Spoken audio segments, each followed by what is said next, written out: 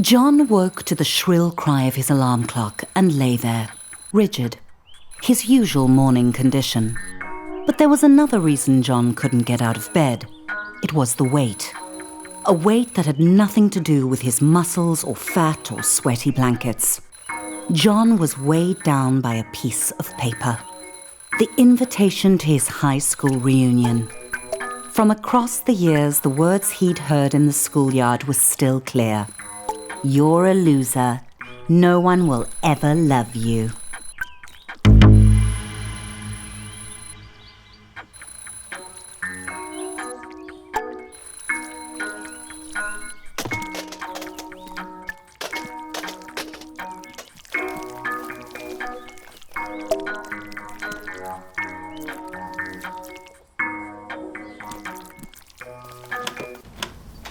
John had 3 months until the reunion to turn his life around.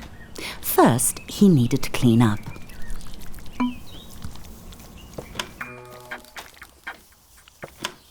John needed to shower and wash off the sweaty stink of desperate sadness.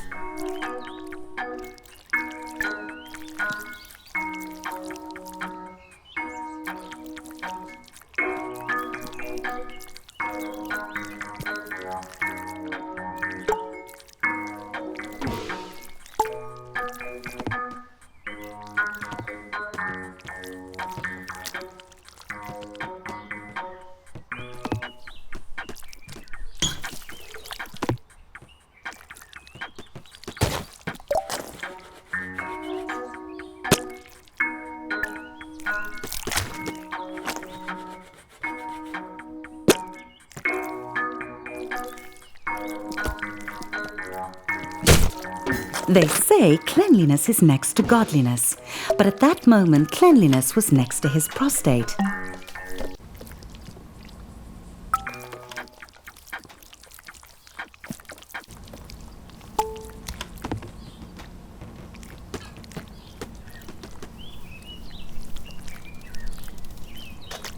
The only reason he'd ordered so much takeout was because Delilah, the delivery peen, made John feel butterflies in his testicles.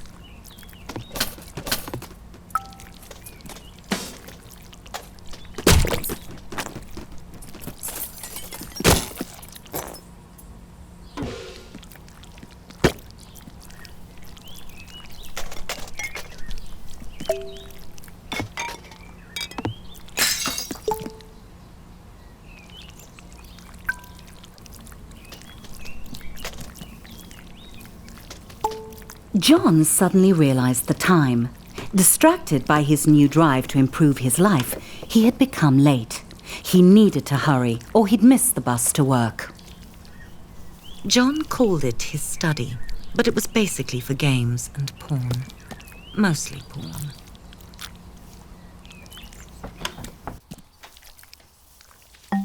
John had left his apartment late, but if he caught the express bus, he might make it to work on time. John didn't really like his job, but it had 2 qualities in its favor.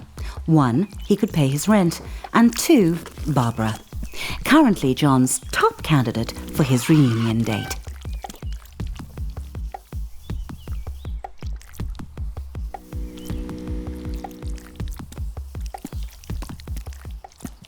John noticed a moderately attractive peen waiting at the stop.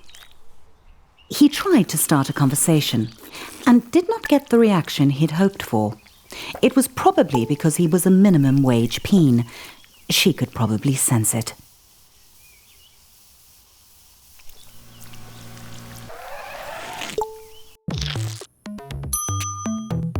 The office hummed with cold fluorescent lighting. The air was cold and stale, lifeless. How long had John worked here? Long enough to deserve better.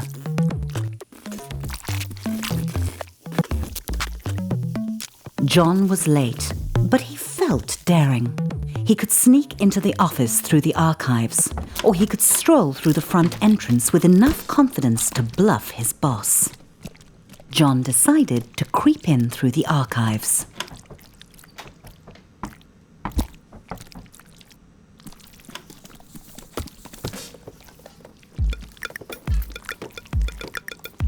Despite the obvious flaws, John thought it was a good plan and not a recipe for humiliation.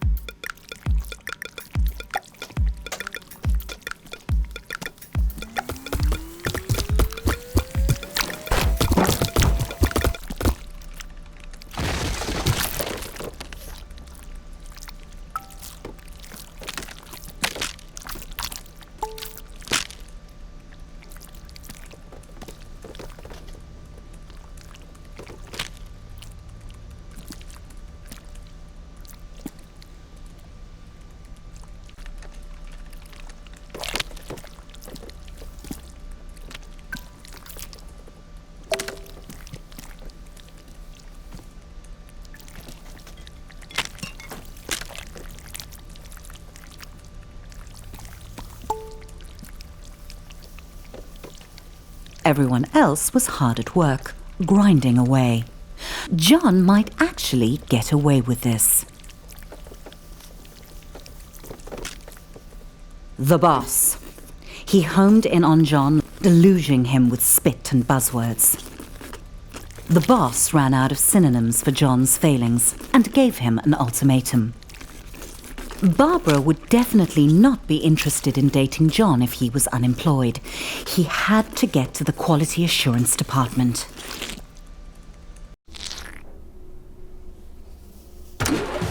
There might be a faulty dildo just waiting to cost the company millions in lawsuits. John would have to test them all.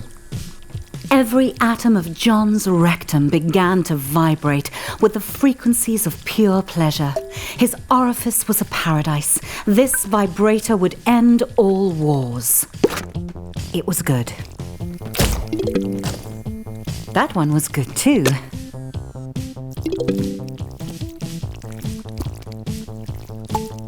The Prostate Pounder X900 series, the most advanced vibrator on the market.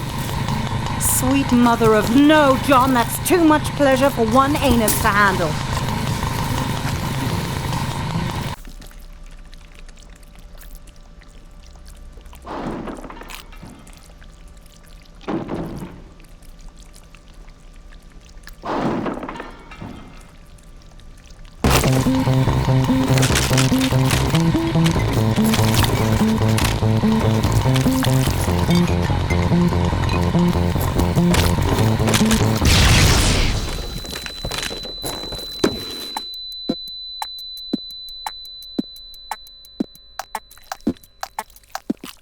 John's butt hurt, but his heart was proud.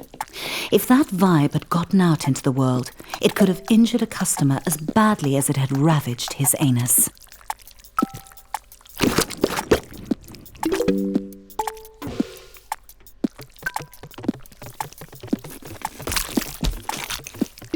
The boss arrived and congratulated John on taking one for the team and jumping on the hand grenade, or in this case, putting it up his butt. John was having trouble following the conversation because he was quite high on suppository painkillers. And then the boss said it. Promotion. Finally, the company was recognizing John's hard work and ignoring his minor faults like lack of talent, constant lateness, and flatulence. John's new office smelt like polished wood and success. John's success. Sam dropped by. He'd heard John had been hurt. John said he was fine. He wasn't a softie to complain about a mildly ruptured rectum. Besides, he had a promotion to celebrate. John had met Sam in college during a sports ball game. He'd given him some stiff competition.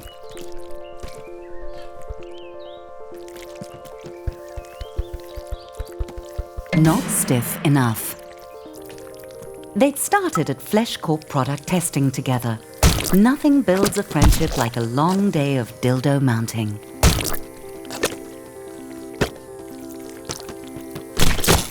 Yes, John had known Sam for a while. But John couldn't hang out with Sam. He had a reunion to prepare for. He was going out with Barbara tonight. He just had to ask her. Everyone was quiet, listening to the presentation. A good moment for John to ask Barbara out.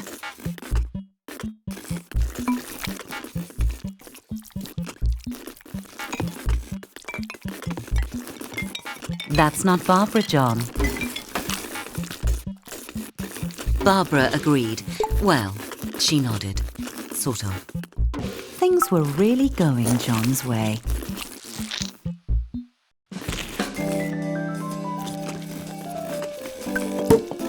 John tried to act as suave as possible and listened to Barbara talk business. He didn't want to blow his chances at long-term love and short-term sex. Barbara began to talk about monthly feedback figures, and John started to zone out, imagining him and Barbara at the reunion, a power couple. She would make his classmates sick with envy, if he could get her to tone down the boring chatter. John's balls were gripped by certainty. Barbara was the perfect date for the reunion.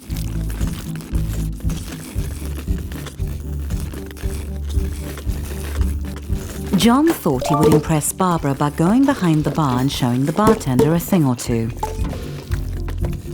Despite Barbara's protests that it was unnecessary, John knew that a true gentleman should follow her home. He was excited. There was still 3 months until the reunion, and he'd already landed his perfect date. All he had to do was seal the deal.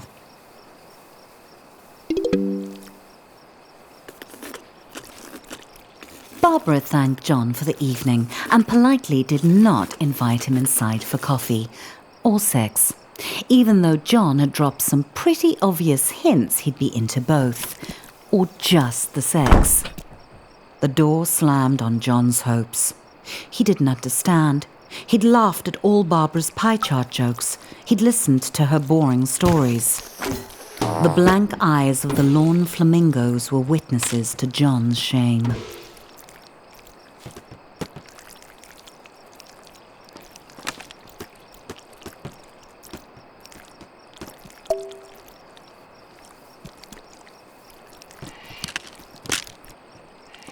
John began the lonely walk home, thoughts tumbling like shoes in a dryer. He had done everything wrong. Barbara had led him on just to humiliate him. John felt empty. How could he get love? He felt like he was missing something, some key to attracting sex. But John was shooting blanks. What did Peens want?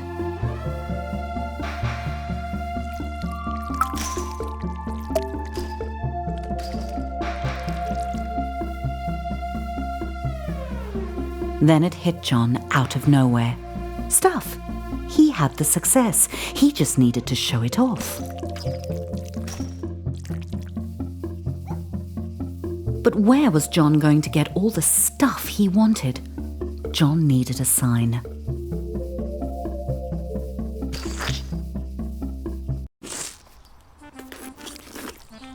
A new day, a new John. He waited outside his local buttload store for it to open, eager to spend his promotion bonus on stuff. The best way to impress women. If it was buttloads of stuff John wanted, then he would need buttloads of cash.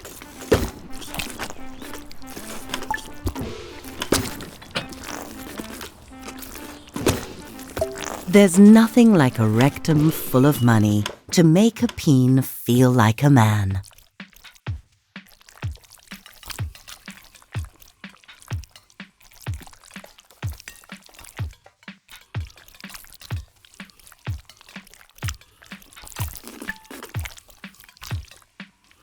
Suddenly it occurred to John that he was going to make a lot of choices. And every one of those choices would tell the world who he was. Also delicious. How could John decide? Just so Moorish. What would a date think when they sat in John's home? Comfort or style? John went with comfort. Plus, it matched the couch he already had. John weighed up all the differences, but this was a tough choice. Something told John this was the TV for him.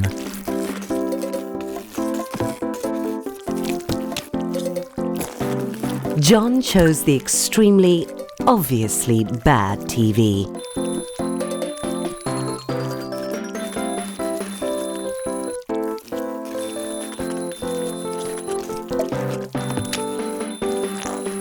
John realized that it was only 2 months and 29 days until the reunion. Time flies. Cactus or rose? Was John a rugged hero or a romantic poet? If John grew his own flowers, then he'd save on romantic gestures in the long run.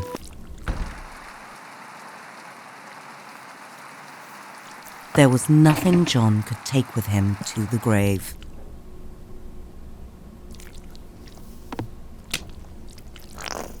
Except his coffin. John liked to get his pizza delivered. That way he could see Delilah, the delivery peen. She always made him smile.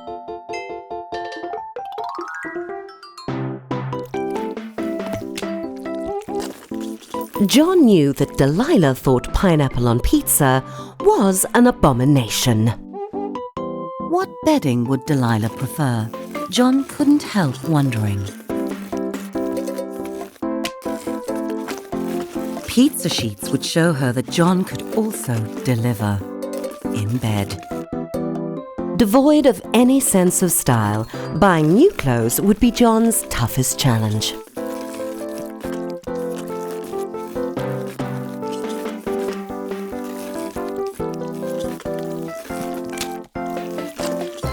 He bought an outfit without trying it on. It was a hula skirt. I thought you should know that much. It's not flattering. Music, the food of love. Should John go retro sophisticated or just retro? John was sure he could just pirate extra records. Every can was made of metal, pulled from the bones of the earth, wrestled to the surface and smelted in roaring furnaces. All so John could buy peas preserved in salty water and stick them up his butt.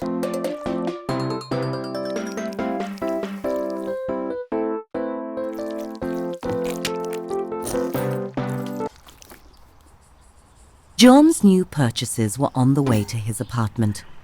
All he had to do was invite a date over. One look at all his stuff and they'd be overwhelmed with sexual desire.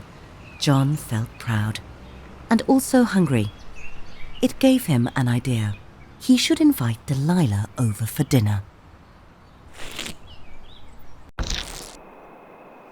John was excited. Delilah was on her way. He just needed to set the mood to romance.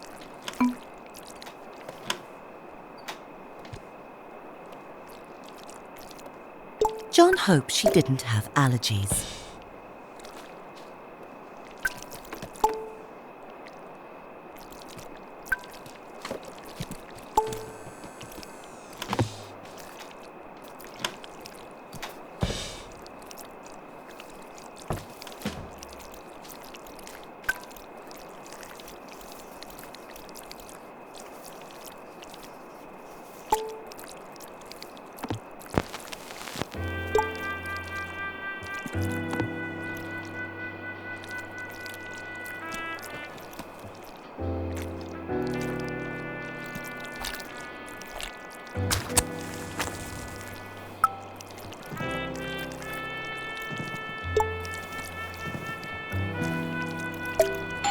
That must be Delilah at the door.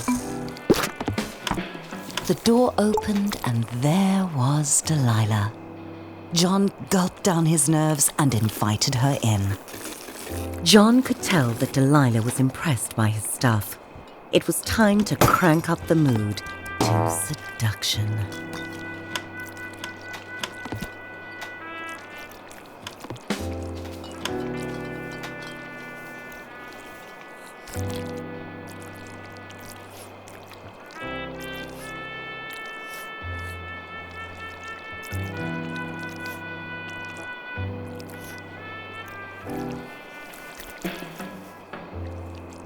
John wanted to offer Delilah wine, but he'd already popped his cork. Delilah started looking as nervous as John felt. He assumed it was because she was shy too. They really were compatible. Of course, at the reunion, he couldn't mention Delilah was a delivery peen. That would be embarrassing. Delilah suddenly headed for the door. And just like that, John was alone again. Delilah hadn't even looked at his stuff. Not even the pizza bedspread. The rejection burned. John felt insignificant. He had everything he wanted. The job, the money, the stuff. So much stuff. He wanted to destroy all of it. Shove it into the abyss. His stuff didn't matter. He was a shaft in the machine. Begone, boxes! A lonely piston pumping away like all the others in his rigid place. Nothing special about him. Why should Delilah or Barbara or any other peen be interested in dating him? He was just like everyone else and they could tell. John wanted to be special, but he had to face the numb truth. He wasn't. And all the money and stuff he'd ever accumulate wouldn't change that. He thought it would make him unique, but it just made him more like everyone else. He should leave it all. Get out of this little town and go on an adventure. See the world. Take that, TV. Stupid records. He was a boring corporate drone, but he didn't have to be. He could be a traveler, exploring jungles and climbing mountains. He could visit the wonders of the world and get his picture taken. Die, couch. Like Teeny Island, the unspoiled paradise he'd seen on TV. That was it. John had to travel. Bags packed, John was ready to put 5,000 miles between him and his problems. He was leaving it all behind.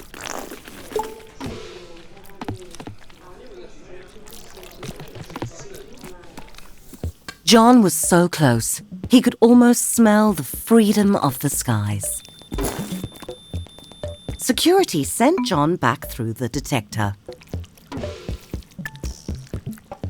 John had forgotten he had his nail clippers with him. He'd have to buy another pair soon, or he'd look ridiculous. When the acceleration of takeoff had slackened, John felt a sweet relief. He had left his worries on the runway. He was up in the clouds, on his way to adventure.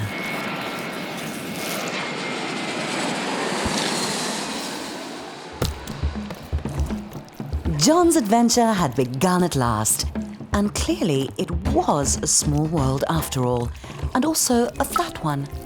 That was going to piss off the globeheads.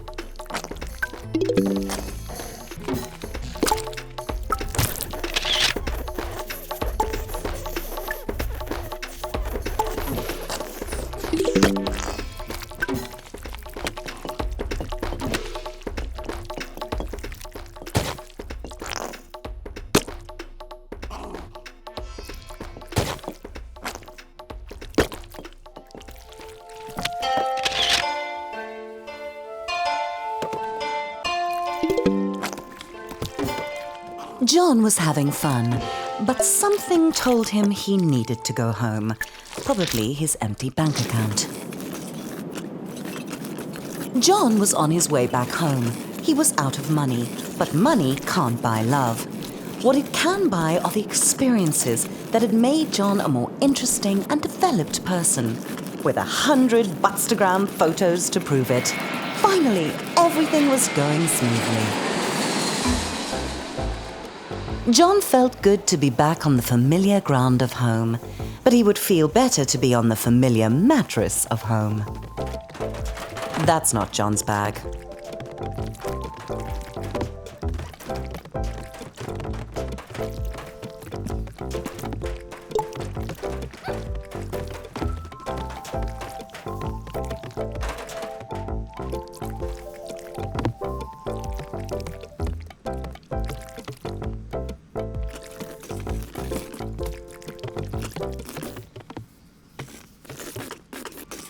Despite John's swell of fresh optimism, traveling was exhausting, and he just really wanted to get home and get some sleep.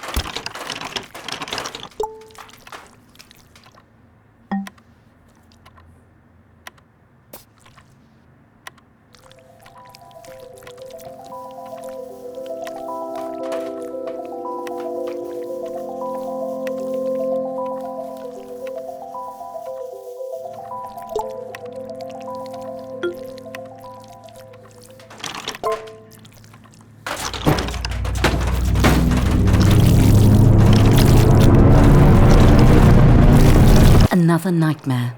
John's stress about getting a date for the reunion was making him think of her. Harmony. He hadn't seen her in years. Would she be at the reunion? John shook off the thought. He wasn't a child. He was a fully grown penis.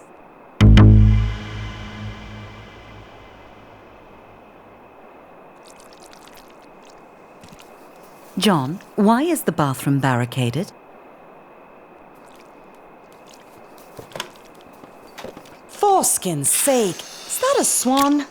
John had no idea how it had gotten into his home or why it hated him so much. It would probably be best to leave it alone.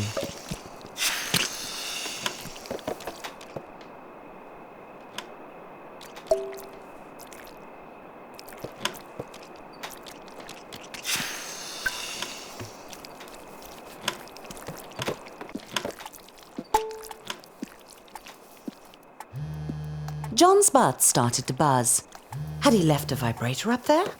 Whatever it was, he should get it out.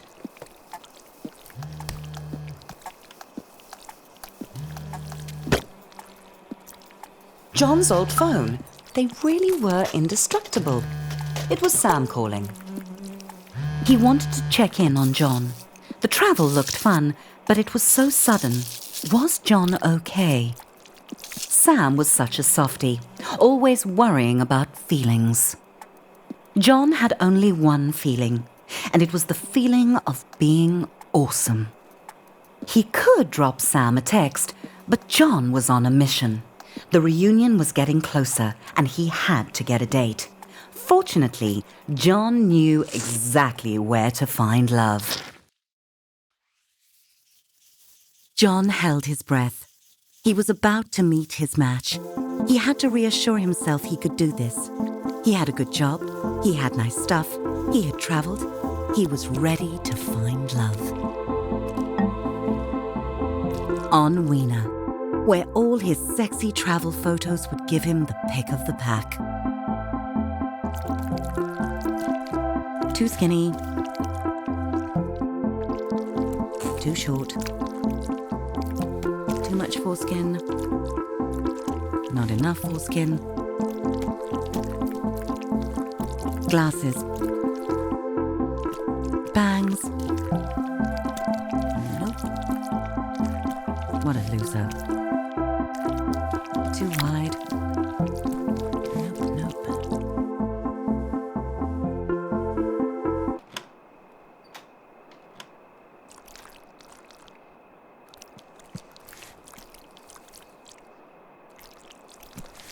Yep, the pick of the pack.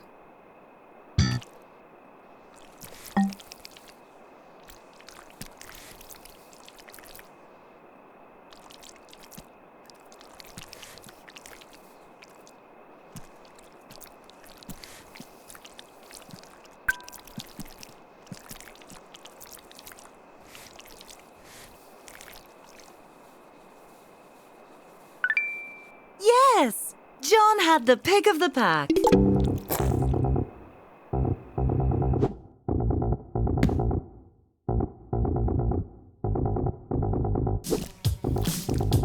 John valued honesty in a date, but he had been expecting a different kind of dirty, a sexy and much more hygienic kind.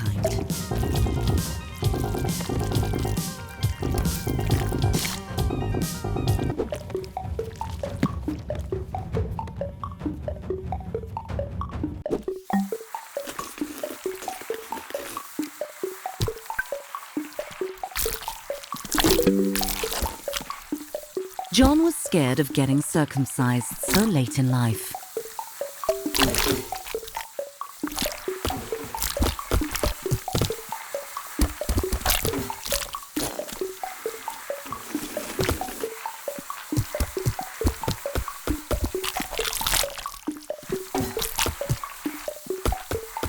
Oh, better put that on ice.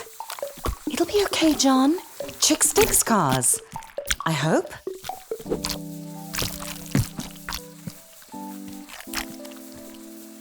After the reattachment surgery, the doctors had told John to rest.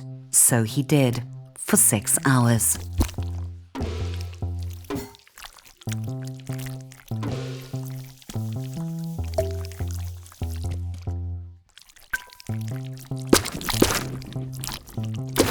Ugh, salty.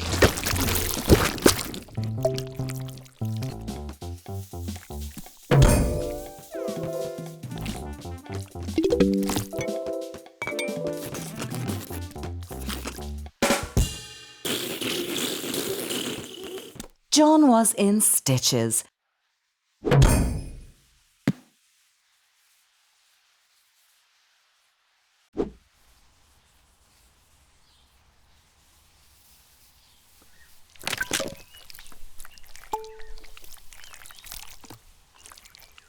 Karen had invited John straight over. She was not fooling around. Very exciting. And now she wanted him round the back.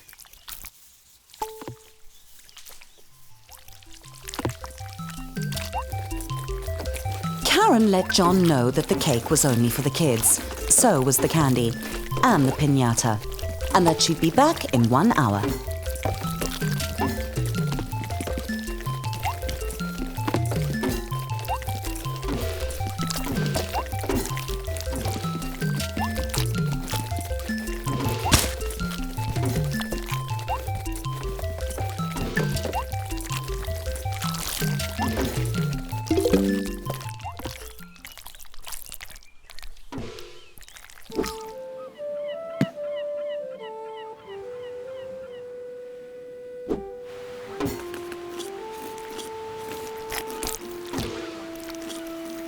John laughed at Melody's hilarious bullfrog story. She was adorable. Everything was going perfectly.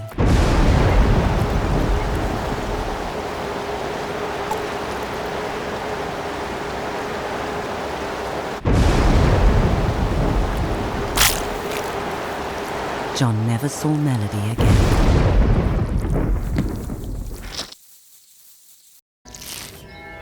So far, Weena had been a parade of weirdos and rejections. If this date didn't work out, John vowed to give it up. But maybe this time, maybe today would be his day.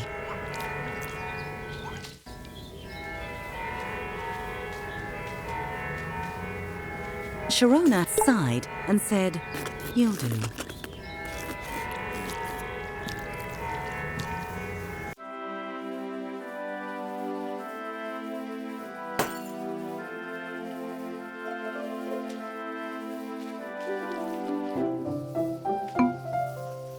John felt a little underdressed and a lot overwhelmed.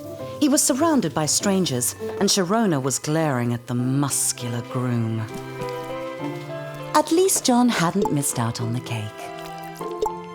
John realized that Sharona had only brought him to create some penis envy. What a terrible plan, for so many reasons. John got excited. They were going to cut the cake. "He's mine!" Sharona screamed as she launched herself at the newlyweds. Suddenly, penises were up and yelling, "No, he's mine!" It was a no-holds-barred cockfight.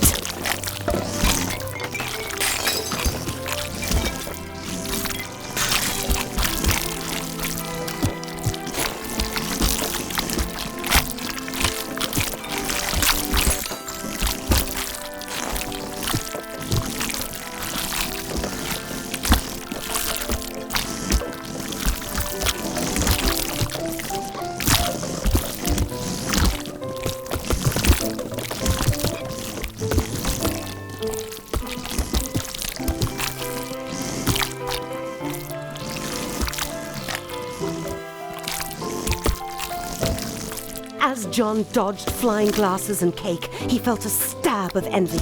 The groom had dozens of penises after him, and John had none. It was just wrong.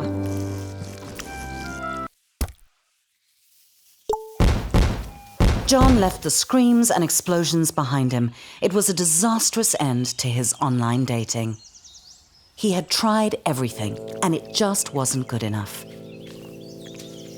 Swans were so simple. If you gave them bread, they liked you. But you can't take a swan to a reunion.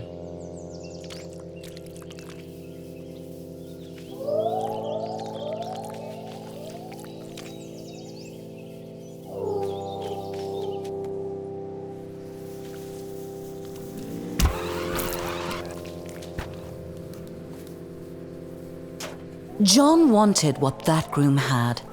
Love. Real love. The kind that makes penises fight to the death.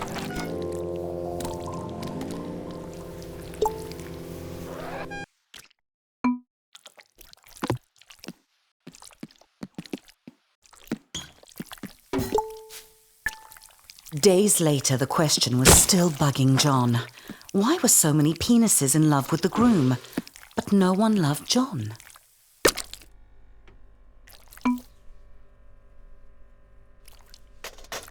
It wasn't fair. John deserved attention. He had money and Buttstagram pics of his adventures. He even still had quite a lot of stuff. What did that penis have that John didn't?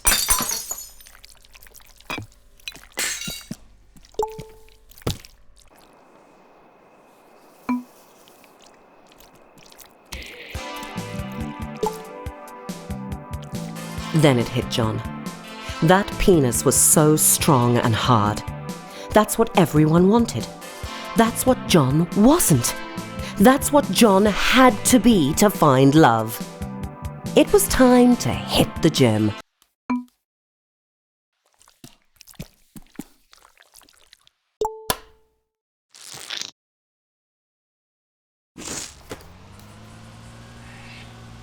John arrived at his local gym. A part of him couldn't believe he was here. He just wasn't a gym penis. But John had tried everything else. If he wanted to get the perfect date, he'd need to sign up.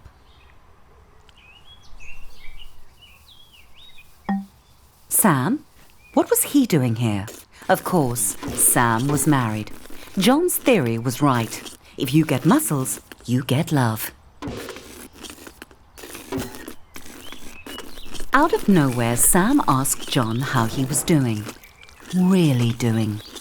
For a moment, John wanted to be honest, but he didn't come to gym to be a softie. John was here to get hard.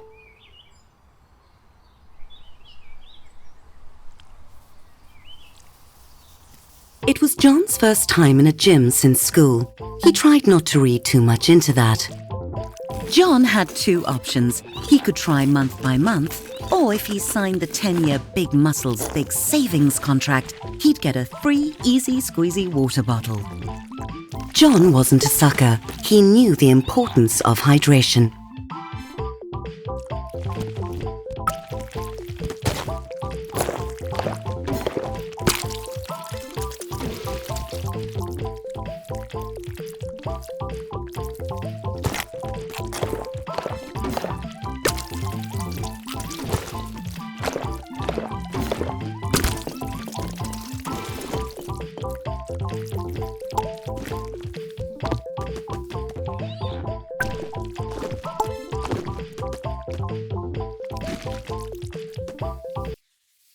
The gym's clean peen pool policy meant that John would have to do something he had never done before: get naked in front of strangers. Maybe he could set a record for speediest cleanse.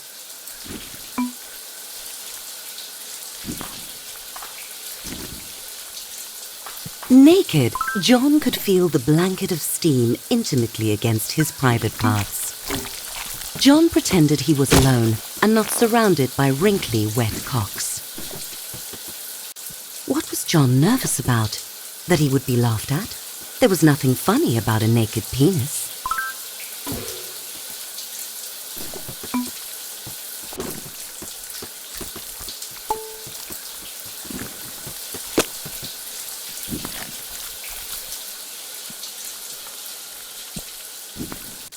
Very fetching, John. It even matches your tan lines. Time to conquer the pool. Sam enthusiastically greeted John and offered to show him around, obviously not realizing that John was a natural athlete.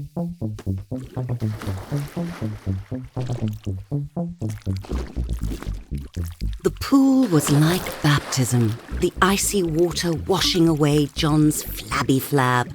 He found his stroke, gliding through the water like an eel with large, ungainly testicles. This wasn't hard. John couldn't believe peens actually got gold medals just for splashing around. Maybe he could become an Olympian. He was slowing down a bit, flailing a bit, but John pushed on, knowing that looking good in a Speedo was the only thing that could save him from an empty existence. John wanted to take a break, forever. The pool was not his friend. It was not the blissful wet dream of his fantasies. It was a hellish prison of murderous fluid determined to drown him. No wonder life crawled out of the sea, desperate to escape the water. Done. John had not drowned, but more importantly, he had not quit. Time to hit the weight room.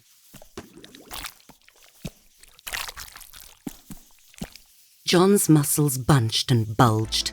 The time in the gym was already paying off. Fresh from conquering the pool, John felt ready for anything the gym could throw at him, even heavy metal weights. Clearly, John knew how to handle equipment.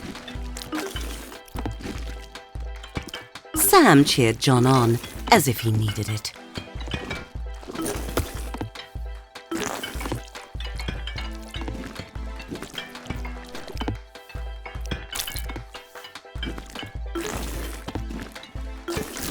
Adrenaline coursed through John's veins, his butthole clenched like a fist.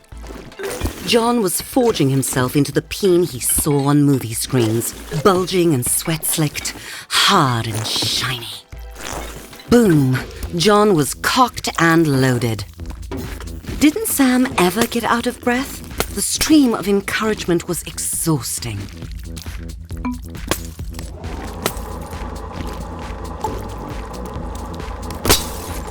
John, getting flung from fast-moving objects since preschool.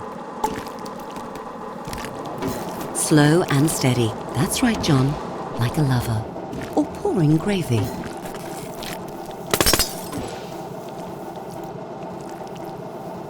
That had gotten John's heart rate up and his life expectancy down. John was sweating like a senator on a sex tape, but he wasn't done. Sam didn't react to John. This room was different. This room was for focus. This room was for your butthole.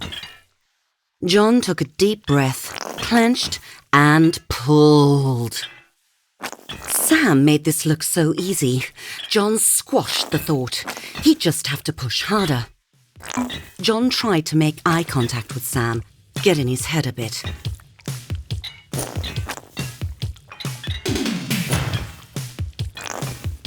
Sam didn't seem to notice John, but John could tell Sam was impressed.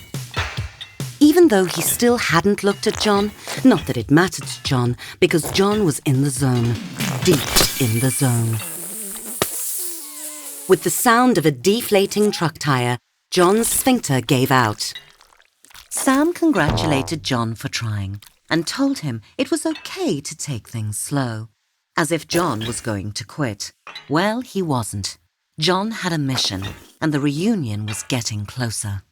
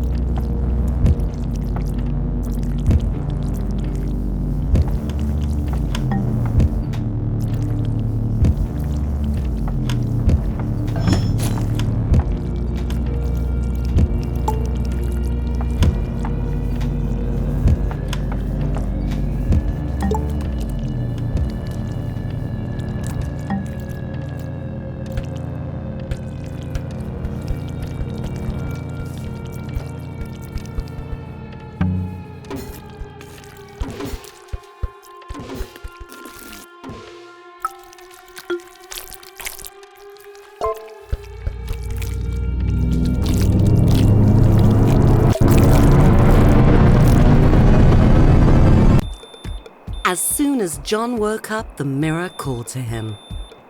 His abs looked like a pack of vacuum-sealed hot dogs. Tasty. Jim had remade John into a sculpted Adongus. He was finally everything a peen should be: successful, traveled, and photogenic. It was time for his morning pre-gym workout.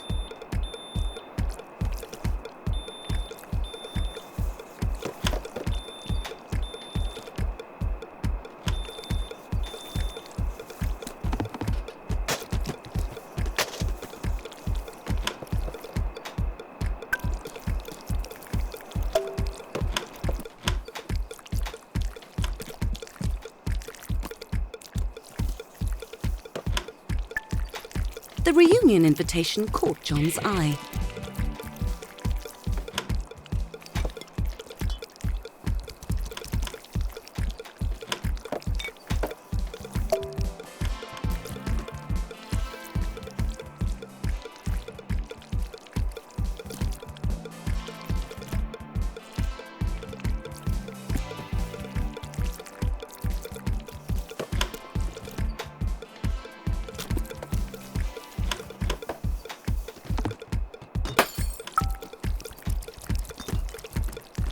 He read it again, and again. Stunned. He'd gotten the date wrong. Very wrong. The reunion was tonight. Tonight! He'd have to go alone. They'd all be there, and they'd look at John and they'd know he was still a loser. No, there was still time. John needed a date fast. He'd have to go out. He'd have to make an impact. John had to dress his best, only better.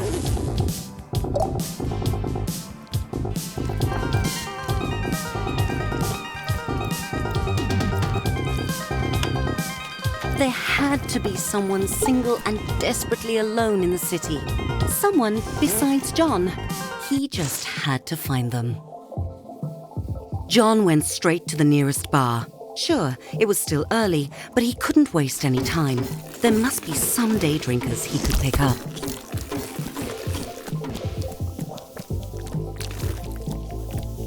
It was a classy place. Even the vomit was high quality. The bouncer looked like a hagfish that had taken up lacrosse.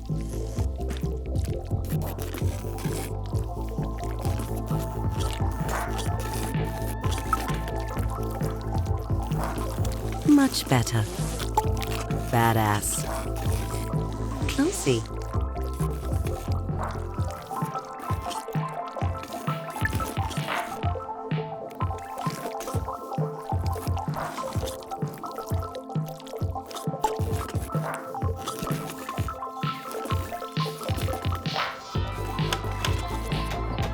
John stepped into the bar and saw her.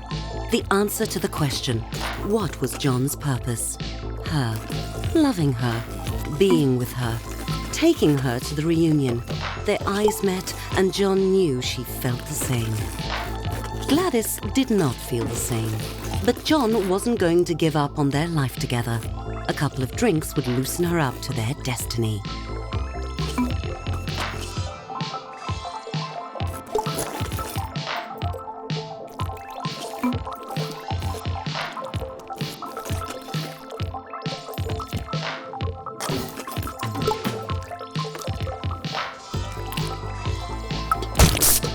Wow, Gladys was not an amateur when it came to drinking.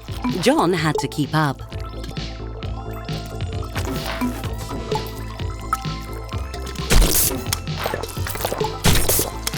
It was working. Gladys was definitely warming up to John.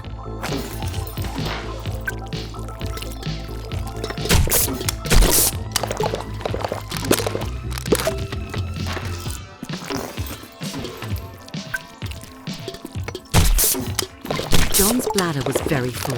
It sloshed audibly as he moved.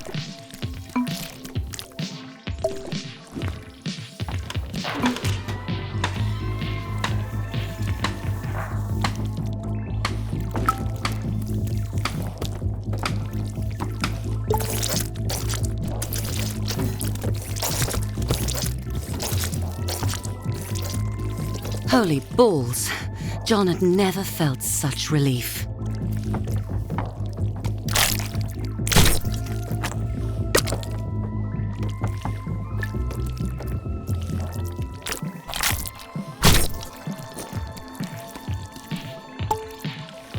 If only John could wash off the embarrassment like he washed off the urine.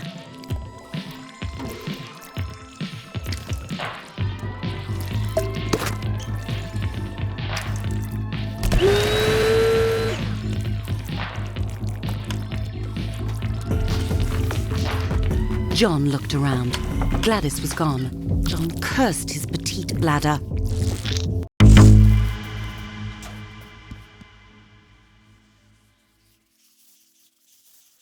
John's anxiety had sunk under the surface of the beer he'd drunk, while his confidence was floating high. This was the place he'd find love. It was empty, except for the bartender. Clearly this bar's only special was unhappy hour. 2 for 1 was a good deal, though, and so far the beer had lifted John's spirits. Another 4 would make him feel twice as good.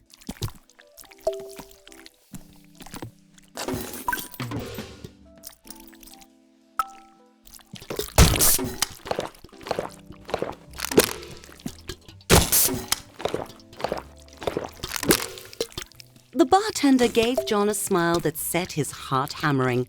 He had to impress her.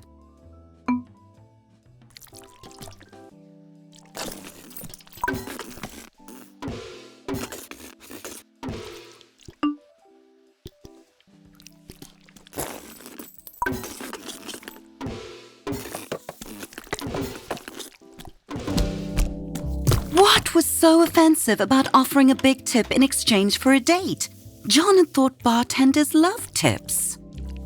He needed to find a better club, one with a vibe.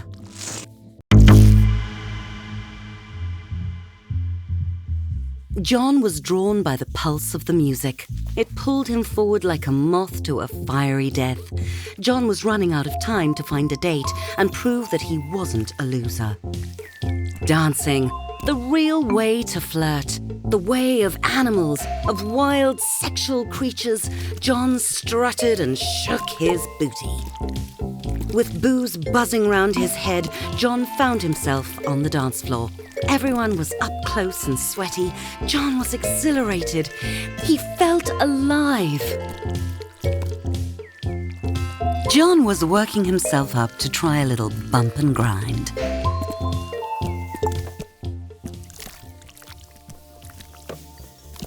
It was a moment out of a movie. John alone on the dance floor with a gorgeous penis, their sexual chemistry exploding. She moved away, coyly. John could tell when someone was playing hard to get.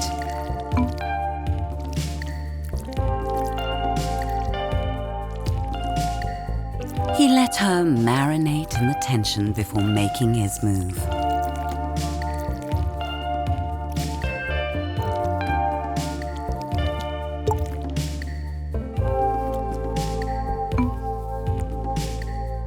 John wasn't taking no for an answer.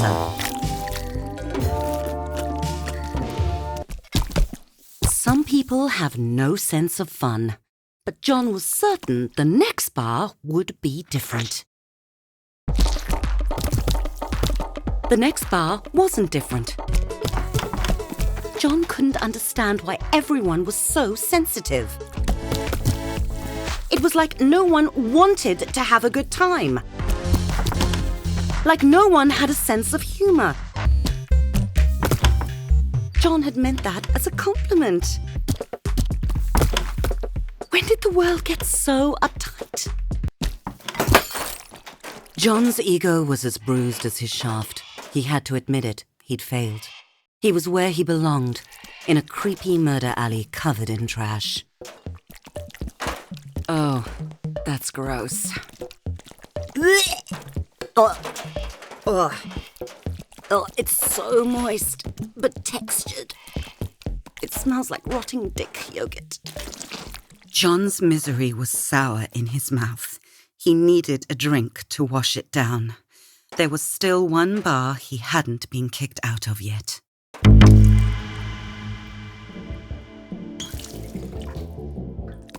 John had cleaned himself up as much as possible.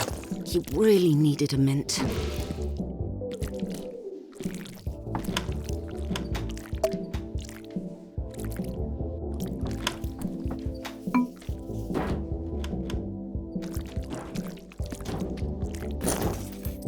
John got it in, but he needed more to satisfy the machine. Nailed it.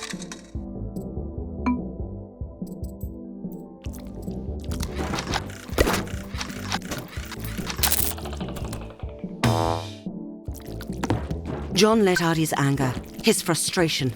Life was a shitty joke. It wasn't fair. You want to mess with John? Do you? This is what you get. Fuck you, you fucking thing. You had one job. Die, die, die, die. That's how you get what you want. Ugh, menthol.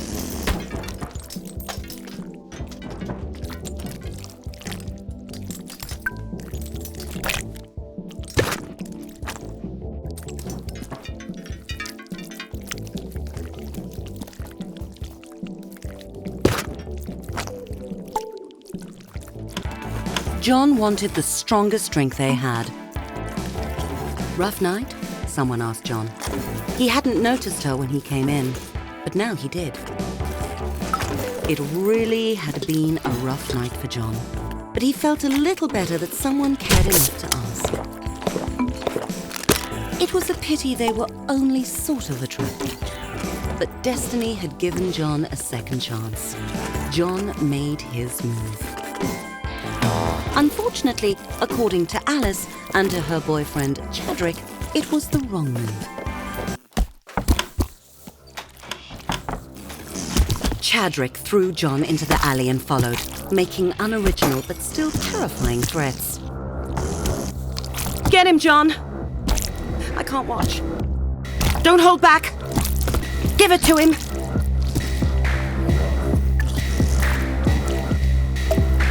Brutal.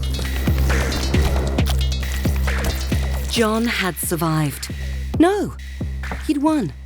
He'd won. He'd won. He wasn't a loser.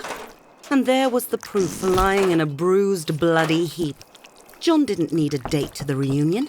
He needed to go over there and beat the pre-cum out of those dicks. High school reunion, the perfect time to teach someone a lesson.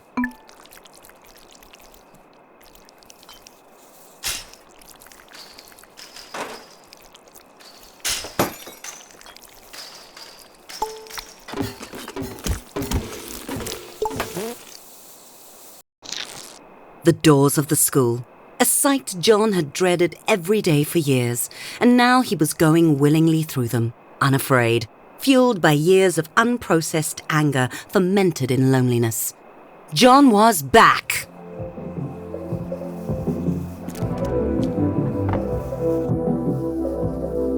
The chickens were coming home to roost, and they were all cocks.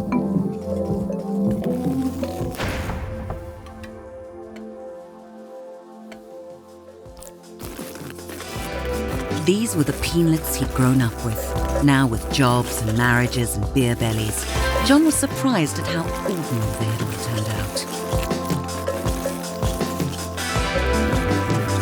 He spotted them, John's tormentors. Time for them to feel the wrath.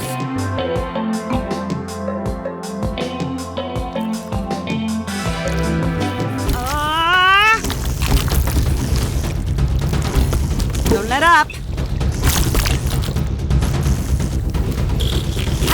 Stuff, John. Fight back, John! Pow! Shake off the pain, buddy. Ow!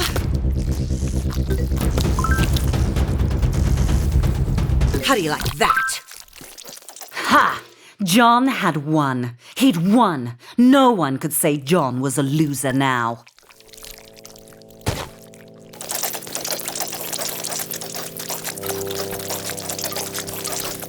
John's primal joy faded as he saw how the other penises looked at him.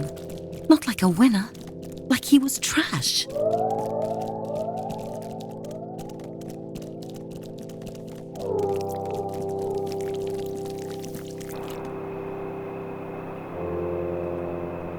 John tumbled down the steps, hitting every bruise on his length and his ego.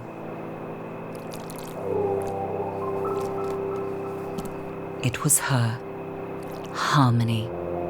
She had been at the reunion. She'd seen it all and followed John out. To laugh at him more? No, to see if he was all right. Why did that hurt John so much? This was John's chance to ask her why all those years ago she'd said to him, "No one will ever love you." Harmony stared at John in shock.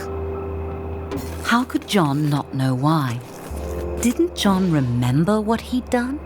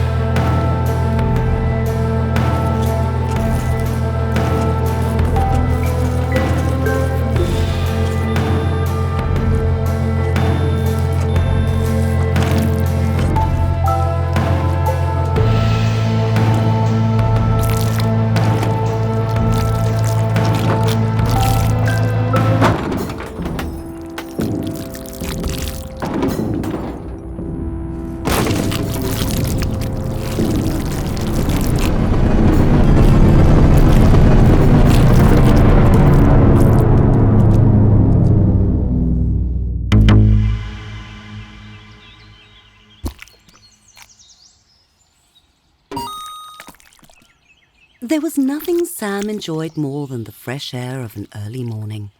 The dew sparkling on the grass, the music of the trees, space to think.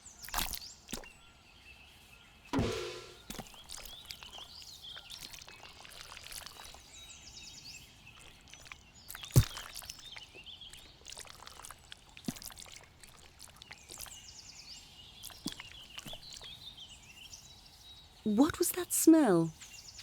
It made Sam's eye water. It was John, passed out and crusted with vomit and regret.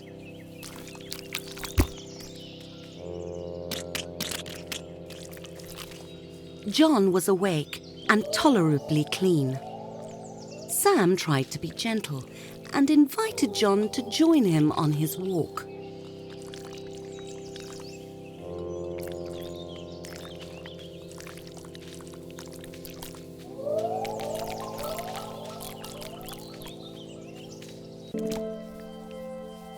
Sam coaxed John along. It was like herding compost.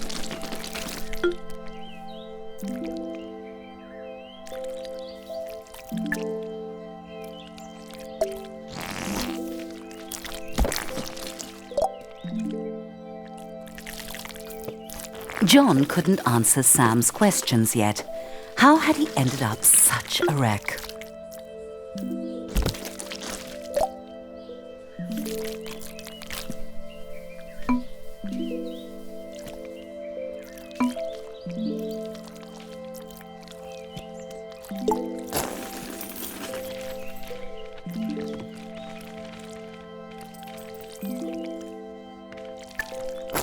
The throbbing ache dulled. John was feeling much more himself, and he realized that was not what he wanted to feel.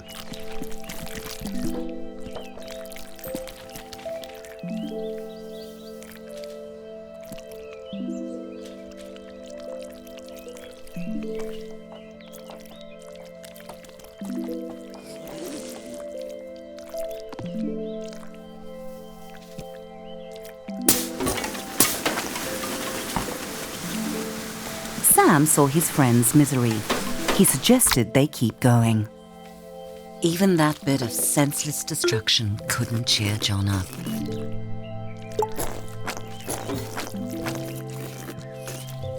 John wanted to know something. Why didn't anyone love him? As soon as he said it, he felt like a softie, whining about his feelings.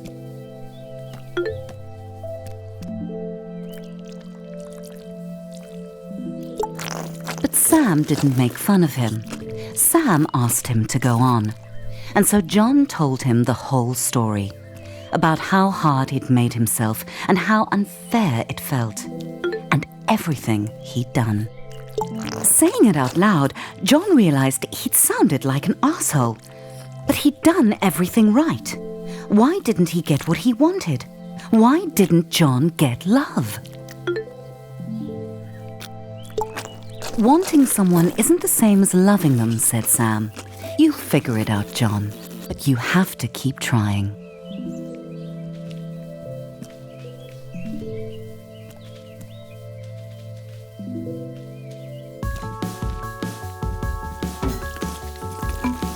How about a bike ride? Sam asked.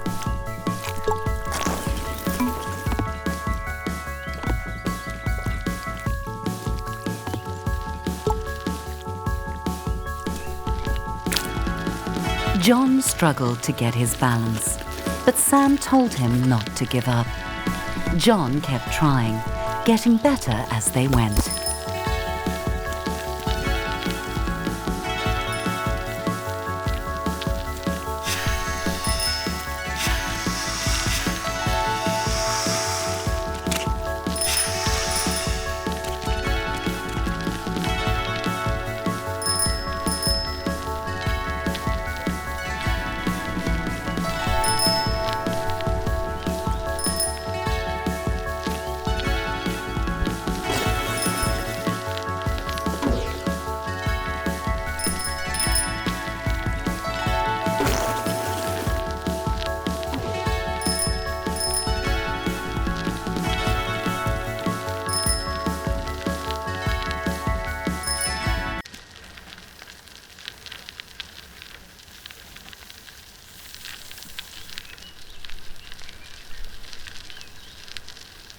John and Sam stopped and looked at the sunset.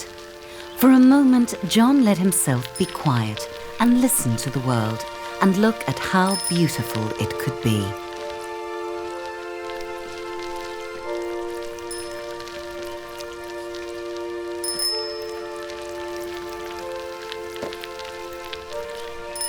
Life can be hard, said Sam, but that doesn't mean we have to be.